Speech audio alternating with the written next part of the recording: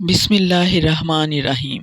ناظرین، تمام تعریفیں اللہ تعالیٰ کے لیے جس نے پوری کائنات کو خلق کیا، اور درود و سلام محمد علی محمد پر۔ ناظرین، آج کی اس ویڈیو میں ہم امام مہدی علیہ السلام کے ظہور کے بعد دو بھائیوں بشیر اور نذیر کا قصہ بیان کریں گے۔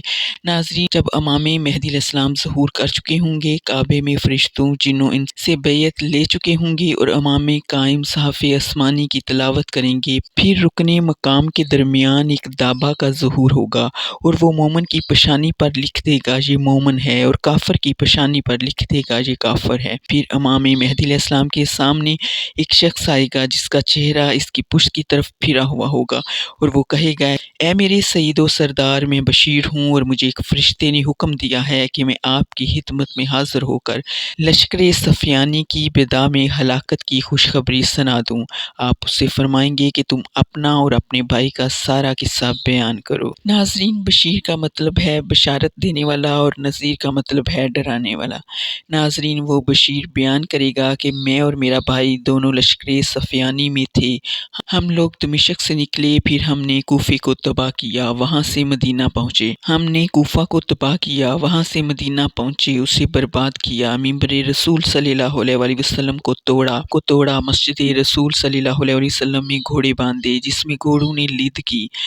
پھر ہم لوگ 13,000 آدمیوں کے ساتھ وہاں سے کعبے کو مسمار کرنے اور وہاں کے بسنے والوں کو قتل کرنے کے ارادے سے نکلے۔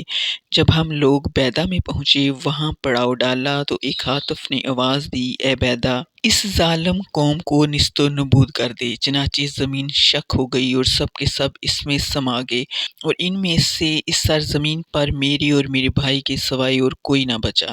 حد یہ ہے کہ ایک رسی تک نہ بچی، سب زمین میں سما گئی۔ بس اسی اثنا میں ایک فرشتے نے ہم دونوں کے منہ پر ایک ایک تماچا رسید کیا، جس سے ہمارے منہ پشت کی طرف پھر گئے، جیسا کہ آپ دیکھ رہے ہیں۔ اور میرے بھائی سے کہا اس فرشتے نے، اے نذیر، تو دمشق جا کر صفیانی ملاؤن کو ظہور امام مہدی علیہ السلام کی اطلاع دے دے۔ اور مجھ سے کہا، اے بشیر، تو مکہ معظمہ میں جا کر مہدی علیہ السلام سے ملو اور انہیں ظالموں کی ہلاکت کی خوشخبری سنا دو، اور ان کے سامنے اپنے پچھلے بدعمالوں سے توبہ کرو، وہ تمہاری توبہ قبول کر لیں گے۔ بس یہ سن کر امام مہدی علیہ السلام اس کے چہرے پر اپنا ہاتھ پھیریں گے اور وہ ٹھیک ہو جائے گا جیسا تھا، اور وہ ان کی بیعت کرے گا اور ان کے ساتھ ہی رہے گا۔ ناظرین، جانے سے پہلے اس ویڈیو کو لائک کریں اور کمنٹ سیکشن میں اپنی رائے کا اظہار کریں۔ اللہ ہم سب کا حامی و ناصر ہو۔